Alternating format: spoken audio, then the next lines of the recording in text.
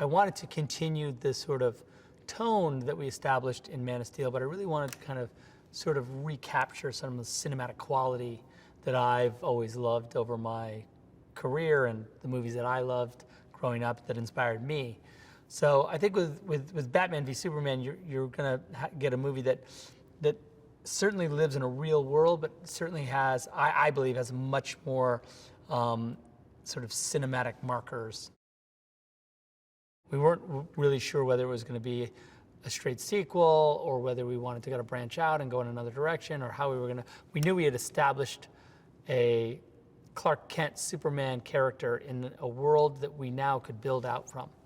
And we just felt like it was an original and interesting concept to pit him against another hero, but a darker hero. And Batman was the perfect foil. And it just seemed like once you say Batman out loud, it's hard to beat it. It just is. He's been dealing with sort of the everyday world of being a superhero, but that there's a paradigm shift happening in that consequences of some of those rescues are starting to come now into fruition. They're starting to, he's starting to see that every action has a reaction. Like there's no such thing as just purely being good all the time. He's a veteran.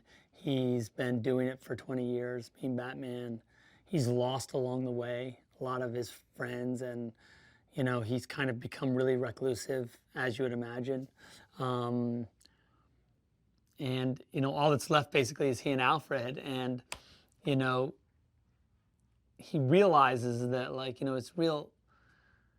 His true legacy would be to do something about this global problem. You know, it's not just picking the weeds up of these criminals. And like, you know, because once you pull one criminal, another one grows in his place. And that's therapeutic for his issues. But the real work would be to kind of change the future of mankind, you know. You know, he's kind of the puppet master of the film, kind of controlling these two mega heroes, forcing them into conflict a little bit, you know, behind the scenes. And it was important to me that Lex be in the movie because it felt like Lex is really the, you know, the big Superman villain.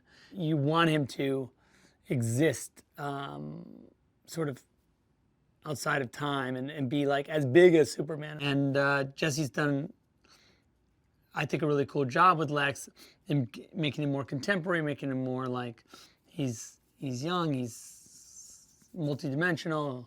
He's smart. He's also difficult to place. You know, he's all the things that you want from a villain, in the sense that, like, when you think you've got him figured out, he reveals something else about himself. To bring Wonder Woman into the movie just it seemed natural and kind of correct, I guess. Yeah, and like as I say, you know, Engal is, you know, so. Kind and confident and cool, and just all the things you would want in a Wonder Woman. And I just really, I'm just excited not only for her role in this movie, but for her Wonder Woman standalone movie, where we get to really see where she came from and what her deal is. But get a little taste of it in this movie. Once you see Batman and Superman standing, looking at each other in a movie, now anything's possible, right? The worlds have finally like meshed up. And I think that the implication of that, of course, is that there's a massive universe, DC universe, that's just ready to explode.